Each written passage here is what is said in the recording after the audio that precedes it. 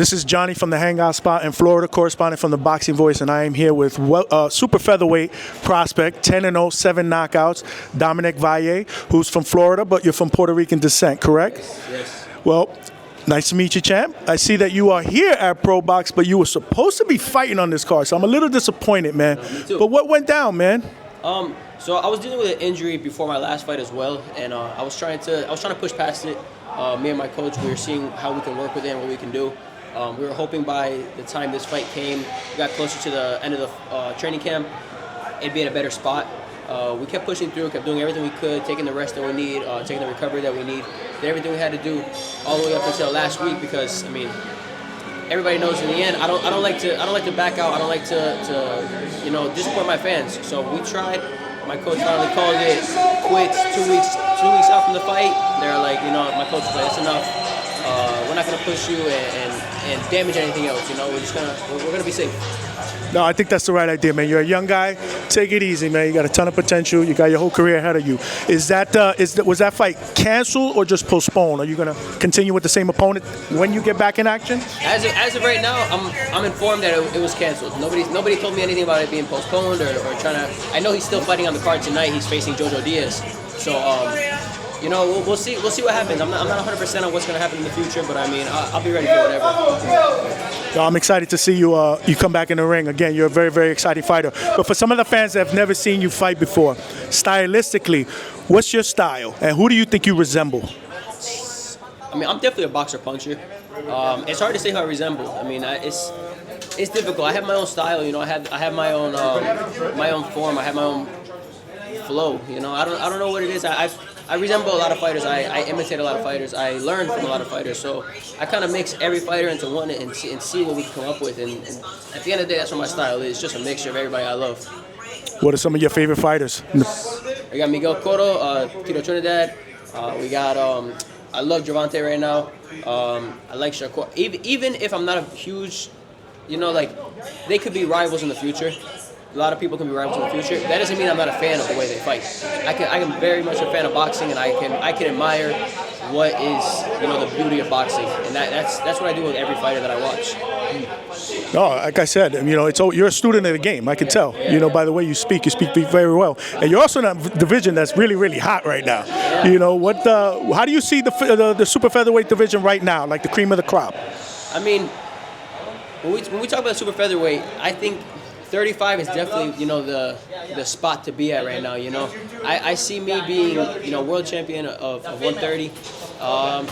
Not sure when we want to do that. It's up to my team, my promoters, to see when they want to move me in that direction. But I'll be ready soon enough. And like I said, 135 division is hot, real high, and that's somewhere I'd like to go up to and test my skills. Oh, absolutely. Did you get a chance to see the Keyshawn Davis fight? What did you think of that performance, man? And do you think that maybe he's a possible opponent for Tank? For Tank, I wouldn't count Keyshawn out. Keyshawn's a super talented, super gifted fighter. I knew him in the amateurs, and I actually fought his brother Keon in the amateurs as well. They're all fantastic fighters, every one of them, all three of them. I'm thinking he's still a little too young, just because Tank's a veteran in the game. He knows the ins and outs. He knows how to win. He knows what to do. He knows when to step on the gas, when to let off. I'm not saying Keyshawn doesn't, but it's a big step. It is a big step. He was dominant last night at home. Last night, I'm gonna be honest, beautiful at boxing. That was some of the best boxing I've ever seen. Listen, and it's tough, especially when you're fighting in front of your home crowd, right? So you're trying to shell out. You don't want to disappoint, but he did not disappoint, man. No, I think the future's bright for him, and I agree with you. I think he may be a little bit away, but, man, the kid loves to fight. He loves to fight. But the fight that I want to see at 135 is Shakur and Tank. Yeah. If that were to happen, what do you see there? Like I said, you can admire the boxing of Shakur, but the power of Tank, and Tank, you can't underestimate Tank's boxing IQ. He's an extremely talented, extremely gifted fighter, and he knows the ins. Like I said, he knows the ins and outs. He's very, very gifted with his hands. I've always said I would give the edge to Tank for one reason. They're both boxers. They both know how to box. Like I said, don't underestimate Tank's boxing style. But then Tank just has that little bit with the power. That's where I give him the edge. But again, like I said, Shakur, amazing fighter. So there's no saying. You're absolutely right. You're absolutely right. If you had to, let's say it was your choice, how many more fights do you think you would need before you are ready for a title shot? that's a tough question because as a fighter, you know, you're like, now I'm ready now.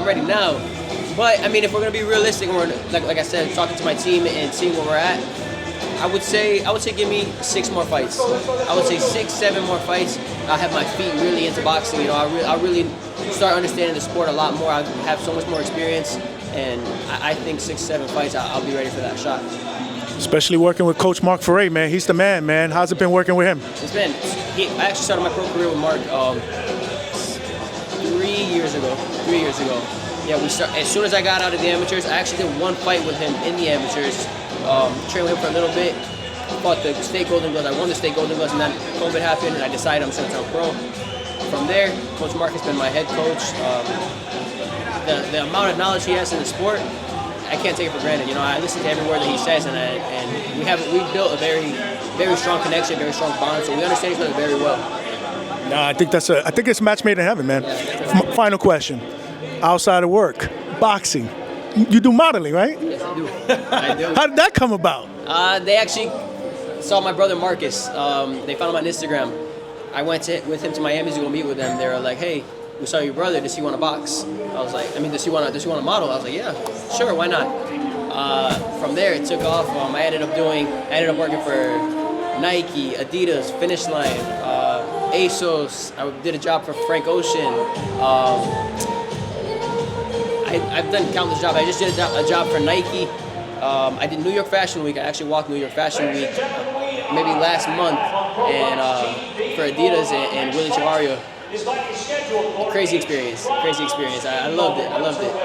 That's amazing, man. And you got the best of both worlds because you can fight and you're good looking. Yeah. So you already know, in this day and age, you'll be able to market yourself in the ring, outside the ring.